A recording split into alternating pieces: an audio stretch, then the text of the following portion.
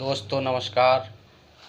आज मैं चर्चा करने वाला हूं महाराष्ट्र की। महाराष्ट्र में लगातार आप देख रहे हैं कि कहा जा रहा है कि लाउड स्पीकर हटाया जाएगा मस्जिदों से। लगातार कहा जा रहा है। राज ठाकरे जो है लगातार मुसलमानों को परेशान कर रहे हैं।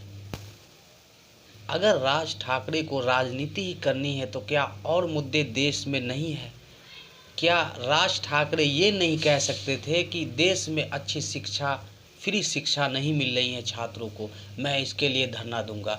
देश में जिस तरह से बेरोजगारी बढ़ी है, जिस तरह से नौजवान आज पढ़े लिखे डिग्रियां लेकर के सरकारी नौकरी के लिए वैकेंसी भरते हैं और कहीं घोटाला हो जाता है तो कहीं समय से परीक्षा नहीं होता, क्या राज ठाकरे इस मुद्दे पर चुनाव नहीं लड़ सकते थे?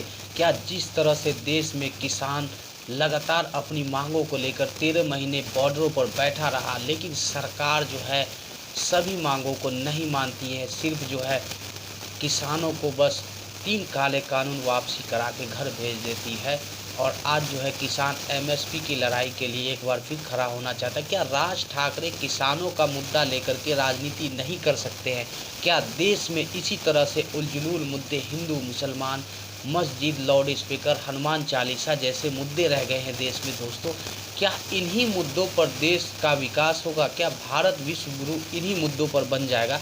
मैं यही जानना चाहता हूं। आजकल देश में सभी नेता उलझुल बातें करते हैं। लगातार कभी राज ठाकरे उलझुल बातें करते हैं और अब भारतीय जनता पार्टी का तो चरित्र रहा है। देखते हैं कि जब अगर शिक्षा पर बात करेंगे, महंगाई पर बात करेंगे। आज महंगाई सबसे ज़्यादा बढ़ी हुई है, महंगाई पर कोई बोलने वाला नहीं है। आज एलपीजी गैस सिलेंडर के दाम बढ़े हैं, स्कूलों के फीस बढ़ गए दोस्तों, सभी जगह सब्जियों के दाम बढ़ गए और ख़ास करके देश का किसान परेशान है। किसान को सही लागत नहीं मिल रही है और आज देश में बिजली संकट है। इन सारे मुद्दों पर बातें नहीं हो रही है। बेरोजगारी पर बातें नहीं हो रही कि छात्रों का भविष्य कैसे सुधरेगा। देश में छात्र पढ़े लिखे युवा है वो कैसे आगे बढ़ेंगे, कैसे तरक्की करेंगे, कैसे उनको सरकारी नौकरी मिलेगा।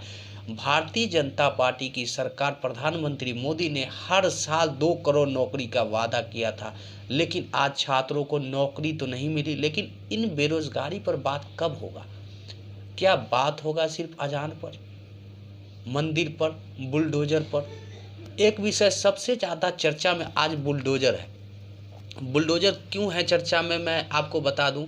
इन बुलडोजर से लोगों का ध्यान इतना ज़्यादा बुलडोजर पर दिमाग लगाया गया है कि सभी मुद्दों को लोग भूल करके देश की तमाम मुद्दे, कभी उत्तर प्रदेश में देखते हैं कि बड़े बड़े अपराध होते हैं, रेप होते हैं, बहुत सारे मुद्दे हैं कहीं न कहीं इन बुलडोजर के मुद्दे में दफन हो गई है। मतलब सबसे ज़्यादा लोग अब हिंदू मुसलमान और बुलडोजर की चर्चा करने पर लगे। मतलब बेरोजगारी कोई मुद्दा नहीं, महंगाई कोई मुद्दा नहीं, किसान कोई मुद्दा नहीं।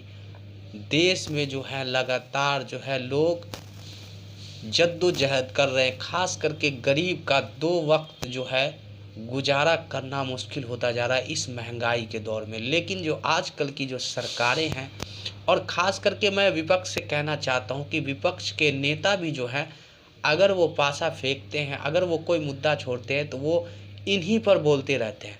और लगातार सबसे ज़्यादा बुलडोजर ट्रेंड कर रहा है। तो बुलडोजर की बात हो रही है, कहा जा रहा है कि 9 मई को शाहीन बाग में बुलडोजर चलेगा। मैं कहता हूं बुलडोजर चलना चाहिए, लेकिन कानूनी प्रक्रिया के हिसाब से पहले आप सभी को नोटिस दें, और नोटिस देने के बाद समय दें। अगर समय देने के बाद अगर लोग खाली नहीं करते हैं तो बुलडोजर चलना चाहिए।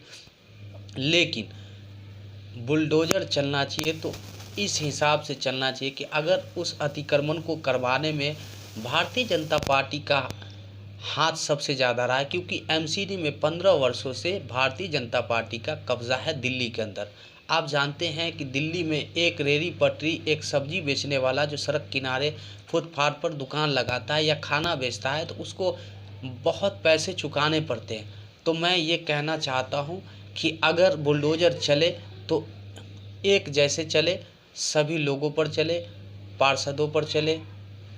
जो लोग हफ्ता वसूली करके ठेला लगवाते थे, जो अतिक्रमण करवाते थे, उन लोगों को खोजा जाए, उन लोगों का डिटेल निकाला जाए कि 15 वर्षों से पूर्व पार्षद कौन थे, किसने अतिक्रमण करवाया, कितने वर्षों से यहाँ पर दुकान था या मकान था, किसने बसाया। सारी डिटेल फैक्ट को चेक करने के बाद तभी बुलडोज़र चलाया जाए और बुलडोज़र उन दोषियों पर भी चलाया जाए जिन्होंने अतिक्रमण करवाया था। मैं फिर आपसे मिलता हूँ।